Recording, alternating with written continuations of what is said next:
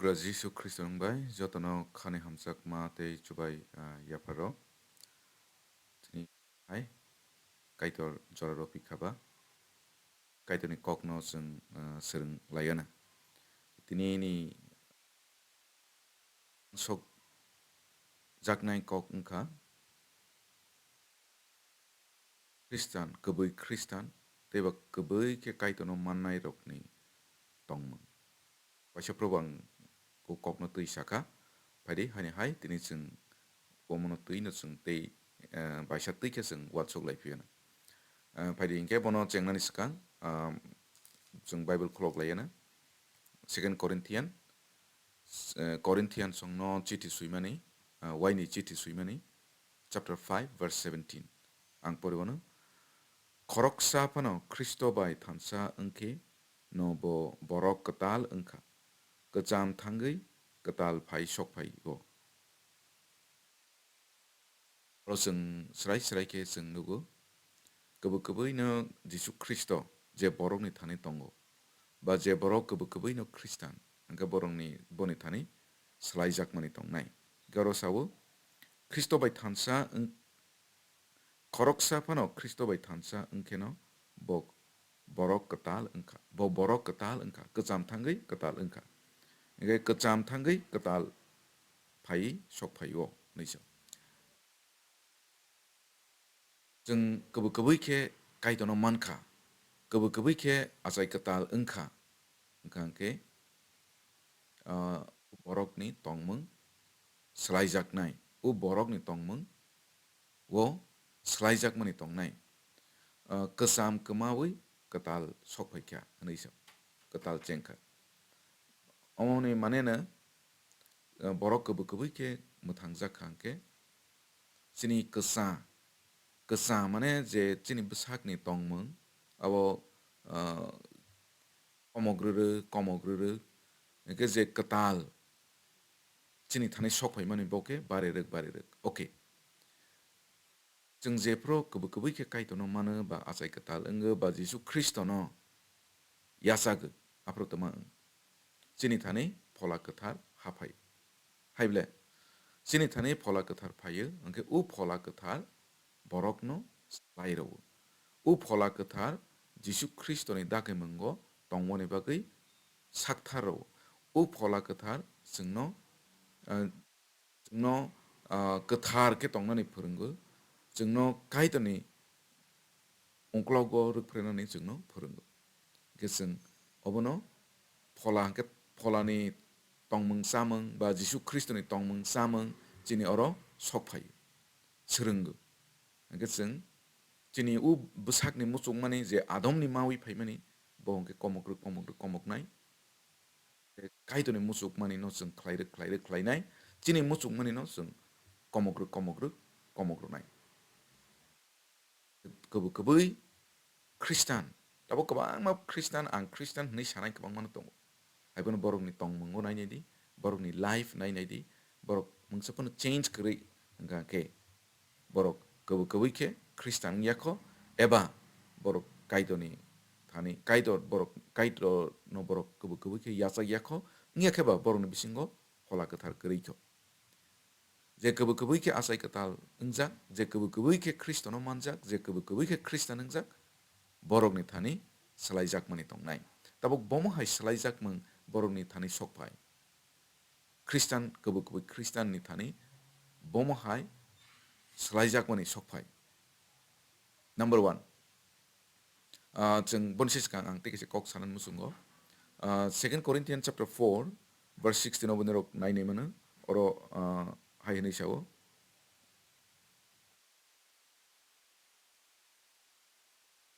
16 2 Corinthians chapter 4 verse 16 hai hinai sao ang poribano oro bohaino aboni bagui no जों bwkha bai ya chini bwsak thangrwrwk phano chini bwkha salbrum katal khlaijak rwrwgo kokbro bai hingke chasokya English bai ke sao inner man renewed day by day ge outer man mane bwsak no samani kok English bai hinai sao outer man is perishing but inner man is renewed day by day. Sini bisingni borok mane no fola kathar jepro जों Kristono mana abo fola kathar sokpayo angke abo kaitini kok khnama bai surima bai podre podke जों toru obo tornai piaba sakani borok angke uchini busak no hono bongke temanai hoinai salsa komori painai haibla 70-80 bosor ngakaba 90 bosor ke जों thui painai piaba sini bising tongnai phola bongke thuia bongke toru kait sarsa Jisu Kristoni oro soginai basainai au kokno monasau ke tama bu swlaijakmani tong Khristan rokni thani bonono जों tini kisisa wan soklainai number 1 je borok kubu ke mutangjak je borok kubu Khristan engkha boni thani phola katha tongo o ko ang saka ge u borok tuma kai to no bukha bai hambai ro woni chengnai tumani bagai mutangjak mani bagai olbrum langma mamani no tuyi bo kai to no je pro no hambai ro woni bukha ngi tongo जों je borok kubu ke asai katal engkha angke bo o mutangjak mani no belai kena torjago tamane ala bono karei जों morkeo si soknai mutangjak yangke hani bagai mutangjak mani jotoni sai kotorku ge bono no kubu mutangjak borok bo sinai bo torjaknai te o mutang kai Kristo ano bo sakbai thang krosaka thyi beba kosto tek tono nawi ano mutangka abo bukhawo boni thani tongnai ke Kristo no bo ani bagai asa khlaimani ang temma bono rosinai bono rowani sak thanai te temani bagai o ham bukhawo hambai rowani musukma bai mutangjak gwani sekang nang jesbani girja thangdi jesbani Bible pore di haipana जों kai tono hambai rowani rungya temani humale bo chini bagai khlaimani no bukuk bai sawu bukhabai naya ka bukhawo je pro nango o borok Kristono hambai rowani naituk nai tabung nang wasok nai di nang kubu Kristan ke nang busuk Kristono hambai roka bukuk bai de na bukhabai hambai roka mane boni bagai nang sak no roiro nai sak no roiro nai boni bagai nang kubu bono hambai rowani hinke nang boje khaidi humane nang khlainai nang bono kubu hambai rowani naituk khangke bukhatong khangke nang bono torjakuknai boni dagi mane torjakuknai boni kok no torjakuknai omhaiknai au boni kok tama bu hanjak laidi hanjakwan nang nainai taku buku no hanjakwani nangnai Kristo taku buku rokno kothma kaham no pirani saktharnai boni mungno kusugoti sanai lob mung suinai 116 verse 12 haini chau kaitor ani bagai asuk khlaimani uno ang bhai ke subai sinai tama khayang bono subai sinai nei nai tugubo what shall I render to the Lord all the benefit towards me ani bagai bo asuk khlaimani ang bono bahai ke subai sinai ye kwbwi Khristan kaitor je khlaimani bono suwani nai tugu geneng busuk nini bukha suwani bagai neng naituk mani tatong kwbwi neng Kristoni bising tongkhang ke neng bono suwani naituk nai neng teman himale mutangjak mani no belai kotor ke nini bukhawo neng nanai tebo neng nuk nai boni bagai neng sakthar nai kabang chini church ni history nai ni ke nugu tomani bagai borok rok Khristan mane Jisu Kristoni bagai kothma kaham ni bagai theiman kha borok kaitor je khlaimani no mutangjak mani no borok torjagui kaitor no hambai ro ni naitugui borok omno khlai kaisa Transnai kaisa kerang kotma hai. Koroksa borok botserai buma ranti ke besano tisai to mani.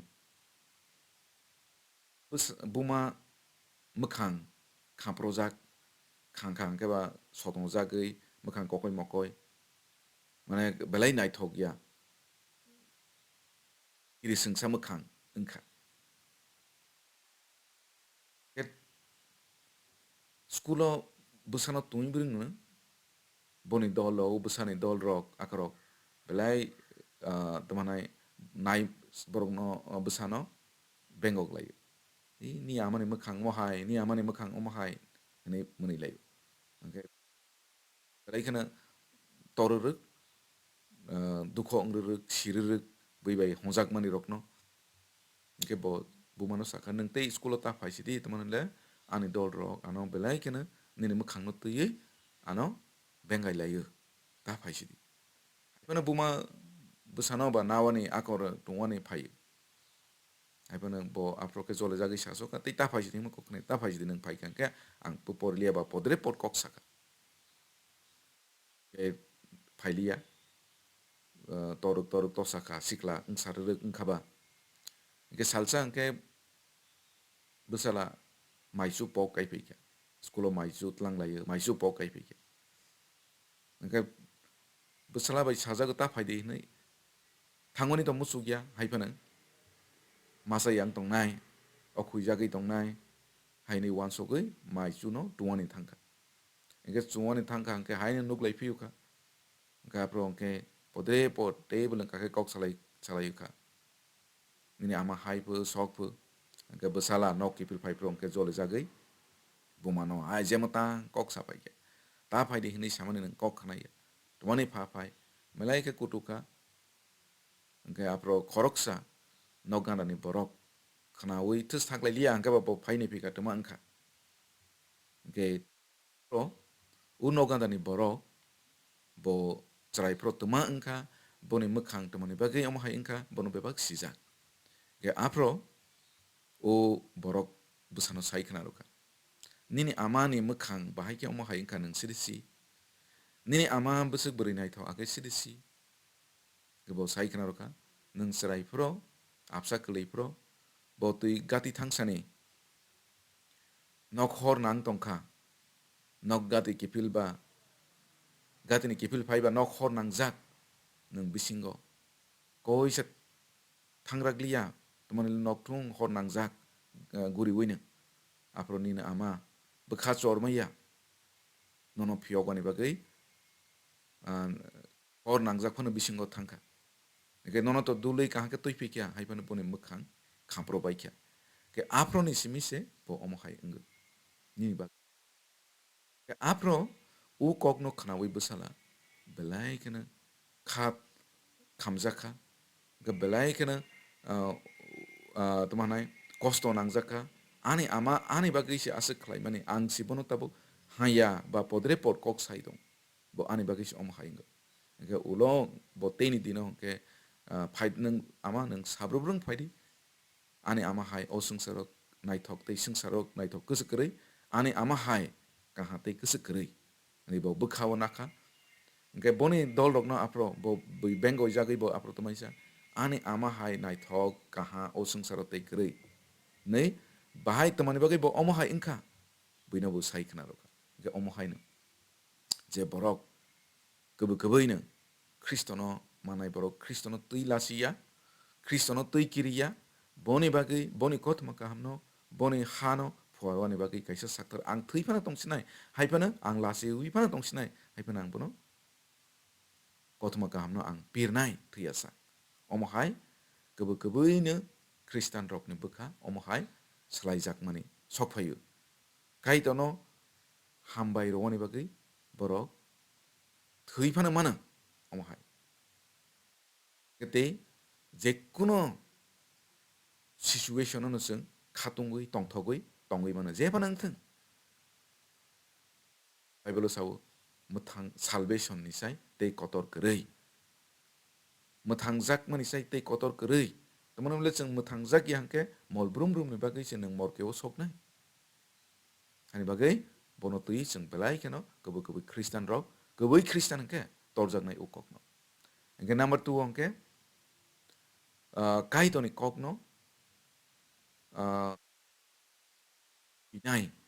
ba kai toni kok thai no khnawani naituknai saw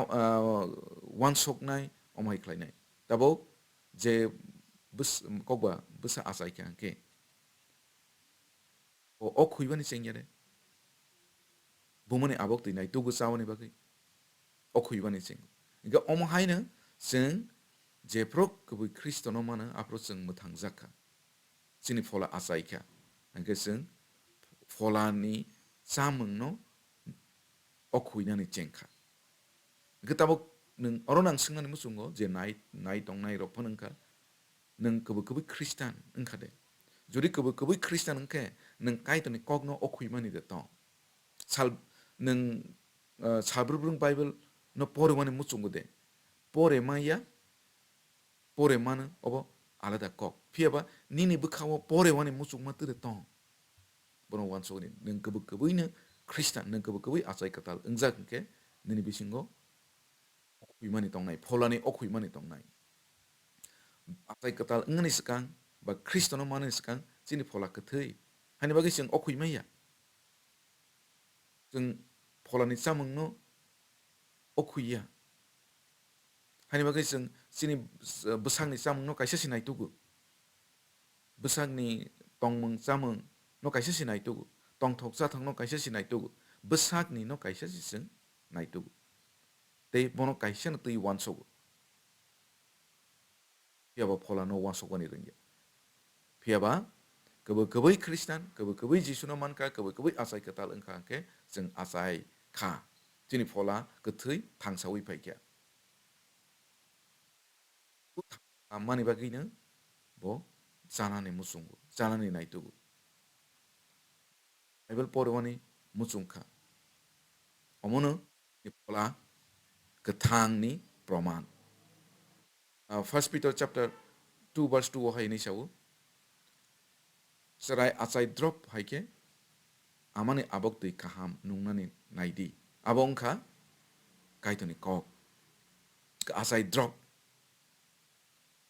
Yesu Kristo bahai ni sawu. Ang no bonai English bangke sawu. I'm the bread of life. Langmani ruti. Nga kabat samung. Keseng Bible porewu wansogo mana tambo seng Jisu no tui wansogo. Nga Jisu no samani. Omon klayu seng Bible pore khangke. Nga bono tui seng tebu siu. Kai torbo Israel lokno dage mani tongo. Sabro brung no ukok thai no pore di. Asok probo pore di. Baca probo pore di. Nusa rok no purung di. Busuk rok no purung di. Omai kesau. Okay? Khristan rok. Kwbwi khristan hangke जों kaitoni kok sara जों tongwi maya.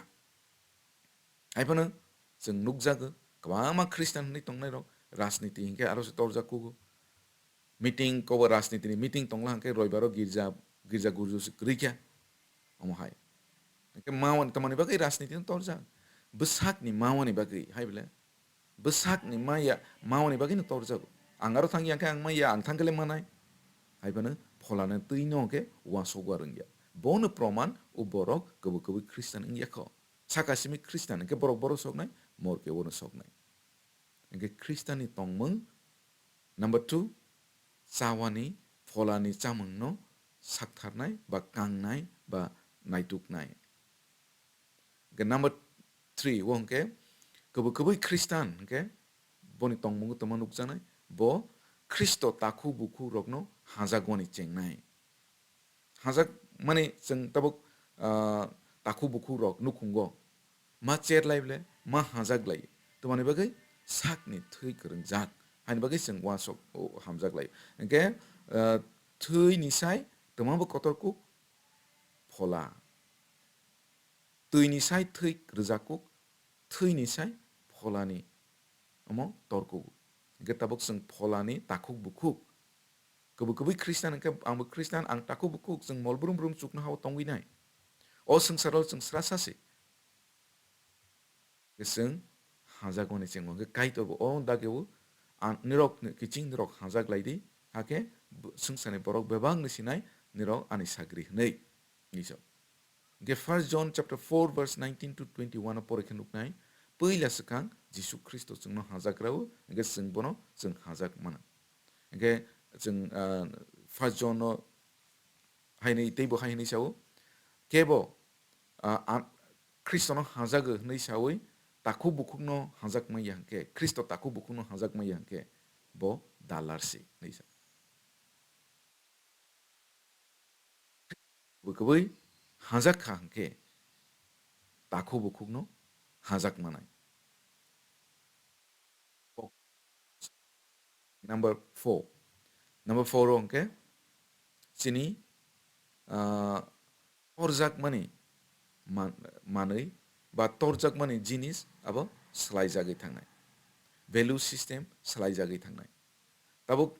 nung kwbwi khristan ongkha hangke nini hajak mung nini nahor mung abo slaijagai thangnai kwbwi achai katal ongya sani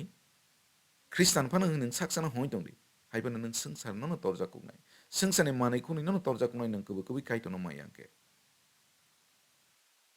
sengsane manai chini bagi bebak piaba kwbwi khristan no man khangke omro bebak mungsa sugya hani se wan soknai tamani mele bible ukok no sau jeng siwo nirok muitoman bainai tamanai mathai chapter 16 verse 26 otamaisa sengsana man sengsani bebak no manai batama khlainai ni phola kama khangke ken ecclesiastes sau bebak no komor nai vanity is vanity all is vanity bebak no komor thangnai ges kwbwi Christian rok bono siwo get 2 Corinthians chapter 4 verse 18 o Paul tamaisa apostle Paul haini sao sung manen Christian rok kwbwi Christian rok sung nugya manai no nugmane manai no sung naya nugya manai no sinai dongo nugmane manai ingka srasani bagai nugya manai rok ingka molbrum brum tongnai ge kai torbu sungno molbrum brum tongnai no ronani musungo molbrum brum tongruk nai manai no ge sungsane manai ingka srasani bagai ge sungsane manai no tui khatung ya bono sung nahori tongya bono sung torjagya sini bagai joto ni side nangkuk maningka molbrum brum ni manai Philippians chapter 3 pari thanglai Philippians chapter 3 verse 13 by 14 pore wana Philippians chapter 3 verse 13 by 14 abo haifano takugrok ang abono kwbwi no mankha hnai khakaya tamoke ang tamo khlai hunba uklogo pogwi bwskango sogwina bagwi se ang kaprawo sokat mana bagwi ang khachikna nangma jorat sogwina bahnai khachigwi tongo abo ongkha kaitorni aro tongna bagwi Kristo Jisu tui ringkhorma se ungklong no pogwi thanga bo kosto mamani tekto rok no bebak bo pogwi thanga bone manai khuni tongma rok no bo pogwi thanga tomani bagwi bwskang ni sokat no nahowi kaito rona homani sokat no nahori verse 8 tomaisa aborok simia bebak ni slai teibo belai kaham ani subrai Kristo Jisu no sawi manna bagwi ang joto manai no kemasuk ka hanai tongka subrai Jisu no mana ni bagwi bebak manai no bo kemasok ka hanai yakai roi manka nung suk manai yakamanka subrai Jisu no mana ni bagwi subrai Jisu ni loget tongo ni bagwi nung besuk manai no yakai manka kwbwi Christian ke bo yakari mana subrai Jisu ni bagwi nung bui bai hanya hojagwi mano bini subrai Jisu ni copy ra ni bagwi nung temonai nung loss ngui mano aipana kwbwi Kristo no maya ka lap sakni lap mangsinai tu ang bahai ke lap mano ang bahai kisa sek mana los ngani musung ya ang roi baro girja thangi hangke rubber buti mai yang ble rubber ma rainai ang राजनीति ओमाहि के थांग yang ang ani besarok sakri ma yang ble ba mongsasuk subida pai yang ma yang ble obahai akai de manka aga manai kisa sorkar ma mano tuino banglai kok banglai seilai bulai nai abena kebai Kristen ke soi dong kang ke kai tani kok no piri mana hai tong steng ang los pan ngai tong nai tumang mele usung sano sung yakar rek kai tor sung no kabang ro rek boni kotma ka hamne bagi sung yakar kang ke ngai kaisa kebai Kristen ni tongmung number 5 ongke u boro kebai no Kristen kebai no Jisu no manjak hengke bo kotma kaham no pirani musuk nai bekhawo je propro no hor nangai tongma hai kotma kaham pirani bagai tabok Jeremia sama hai je propro no hor chengai tongsu jeng chini mokol jak jeng je pro kai to no mano chini mokol phiok jak hingke jeng nugu borok rok boro tongbai kya biang thangi tongbai kya morke o sogi tongbai kya chini taku buku rok morke o sogi tongbai kya obono jeng nugu hingke jeng samung chapter 16 no jeng pore ke nugu kwbangma aro kebai ke Kristono manai rok boroni taku buku no boroni nok nukung ni borok rok no kok pirmani tak jailer ni kok beri khoroksa temanai ri phalnai ni kok all bilas kang Kristen rok no chowi buwi tok nai borok si ai pono bo Jisu no mamane pore boni mokol phiok jaka aproni simi bo Jisu ni bagai bo bujaka tok jaka buthar jaka bo swlaijakmani sing nugu ke omo haina nangbo kebai no Jisu no man kang ke nang kebai no Kristen ke nin tani bo swlaijaknai tongnai swlaijakmani tongnai nang bebak no yakari ro manai Paul lekha kereng ma bo gnang ma sungsani rang puisa keplung ke tongma khama tei bodyguard tei tongma khama bo to soin mane tomanai captain se khoroksa ai bono bo bag yakar bo kha gatei kaisa paithak ke nang kebai Kristen nang kebai Jisu no manjak nin bekha swlaijak ke nang nini sak ni bagi ya bebak khlaibo Jisuni mungni bagai boni singsa sani bagai nang khlaibani nainai nang poraibo nang sakri khaibo nang samung khlaibo boni singsa sani bagai nang ri songoibo